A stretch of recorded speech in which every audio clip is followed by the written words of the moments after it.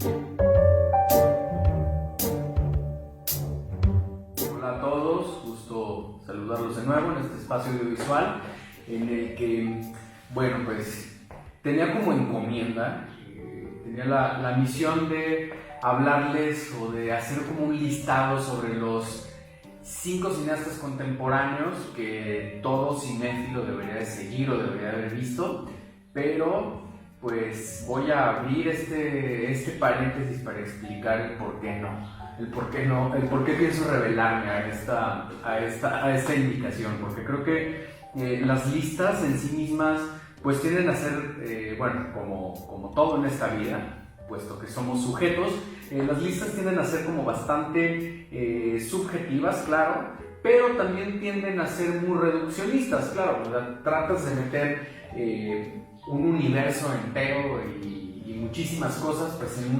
en una pequeña cajita en la que pues naturalmente vas a dejar muchas cosas fuera que pues rompería a veces el corazón hablar sobre ellas, ¿no? Y hablar sobre estructurar una lista y el dar una recomendación, pues a mí me suena mucho como a pontificar sobre un tema en el cual pues cada quien pues habrá o tendrá su digamos pues su propio valor, o que tendrá que encontrar cada quien su propio camino. Y bueno, y por esto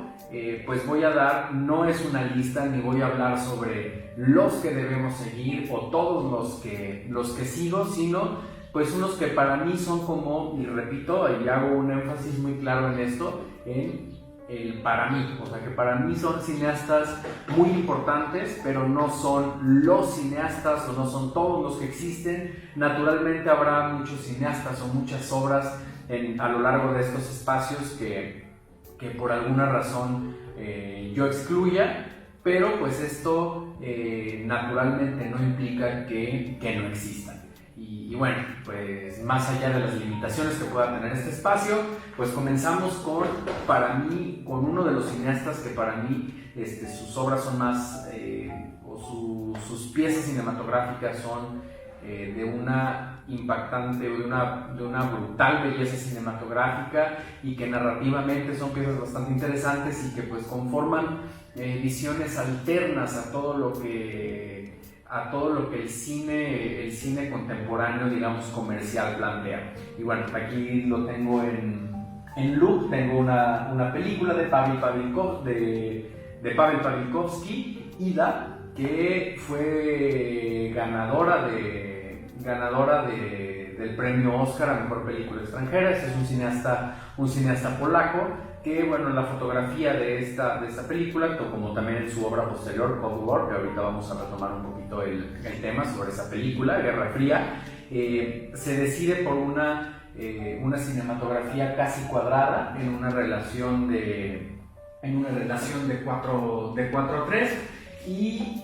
en blanco y negro, lo cual sin duda es una influencia, y vamos a tocar ahorita a conectar sobre ese tema. Es una influencia también directa en la cinematografía de la película de Roma de Alfonso Cuarón, que si bien a final de cuentas no se decantó por esta idea de un formato más cuadradito, que fue una de sus ideas en un principio del propio Cuarón, pues sí da como una visión muy clara sobre la función fotográfica estética hacia la narrativa de su cine. Cabe aclarar que el propio Pavel Pawlikowski pues es un gran amigo de Alfonso Cuarón. Ellos son y bueno, de alguna manera pues la cinematografía actual, la cinematografía contemporánea de estos dos cineastas, pues de alguna forma se complementa o se interconecta, ¿no? Son digamos, existe como cierta relación, diría, hasta simbiótica. Y bueno, y tocando sobre el tema de Cuarón, que creo que más allá de toda la polémica y todo el ruido que levantó su película Roma, pues sí se erige él como uno de los grandes cineastas, contemporáneos, y de los grandes cineastas mexicanos de la actualidad, que bueno, más allá de que no toda su carrera la ha desarrollado como siendo parte, digamos, del cine mexicano, pues sí, esta gran obra maestra, esta gran pieza, la que, bueno, considero, y repito, considero yo su obra maestra, Roma, pues sí se fundamenta como uno de los grandes pilares hacia una nueva cinematografía contemporánea mexicana. Que bueno, y otro, volviendo sobre a estos cineastas contemporáneos mexicanos, pues hay un gran cineasta que yo quisiera como recalcar en esta edición de este espacio audiovisual, es el cineasta Alonso Ruiz Palacios, quien saltara a la fama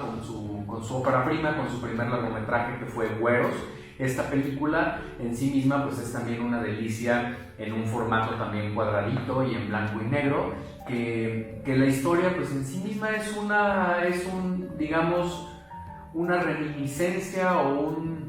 un homenaje al cine francés de la nueva ola, a este movimiento surgido en los años 50, pero que en sí mismo pues también funciona como una especie de sátira bastante ácida y fresca hacia el propio cine mexicano y hacia las maneras en cuales más allá de, en ciertos casos, más allá de reinventarse, pues ha seguido como trabajando sobre sus propias fórmulas, ¿no? Y creo que pues es precisamente como la frescura de esta crítica, aunque si bien estética y narrativamente pues forme o sea un homenaje, una reminiscencia a este cine francés de los años 50, pues sí, en sí mismo pues representa como una manera fresca de realizar cine en la actualidad en nuestro país. Además de que la fotografía es una total, es una belleza, no encuentro más palabras para definirlo. Creo que una de sus grandes fortalezas también es el diseño sonoro, que muchas veces, al igual que la propia historia, pues nos saca y nos regresa como a este contexto de como espectador que estoy viendo una película. Hay momentos en que nos recuerda que estamos precisamente viendo una película sin que esto nos desenganche de la propia trama, ¿no? De la misma manera en que lo llegara a hacer, por ejemplo, Godard, que es uno de los grandes referenciados en esta película. Y bueno, sobre otro cineasta contemporáneo bastante activo, que a su vez pues también es una reminiscencia a otras épocas del cine, y que en mi visión particular pues es un cineasta indispensable para revisar, es el italiano Paolo Sorrentino, que sobre estas reminiscencias, pues bueno, él está bastante clavado con el estilo narrativo y con las formas narrativas del grandísimo atemporal que fue Federico Fellini, y que bueno, se consagró como un gran cineasta, digamos, en los escenarios internacionales a partir de su película del 2012, si no me falla la memoria con la fecha, La Gran Belleza, con la cual también se coronó con el Oscar a mejor película extranjera, que se llamaba en aquel entonces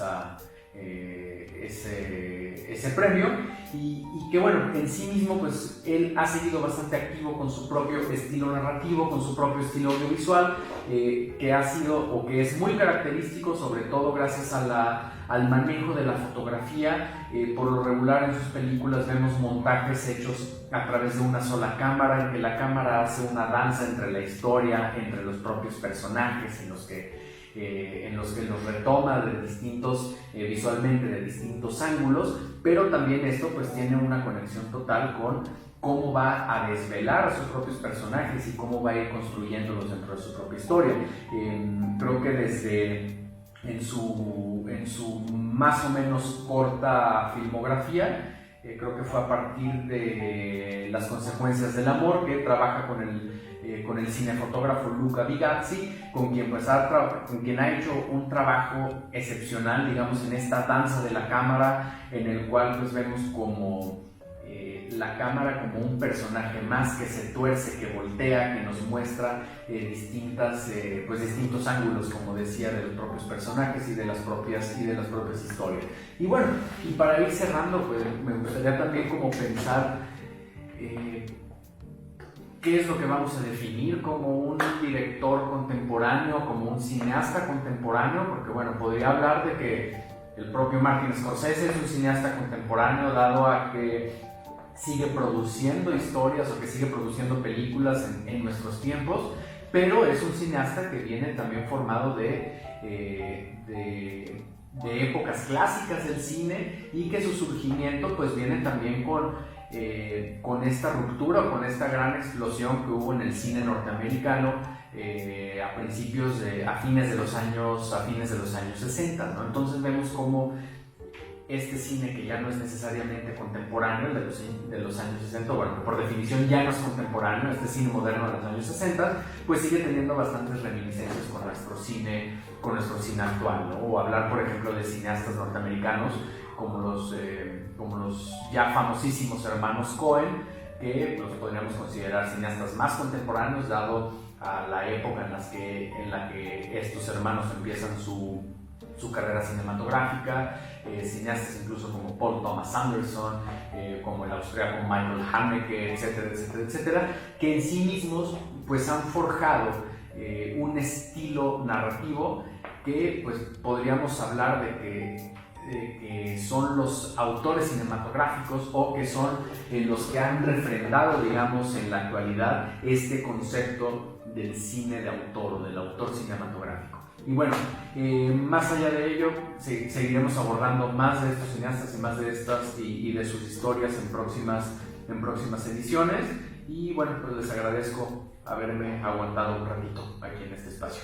Muchísimas gracias, nos vemos a la próxima.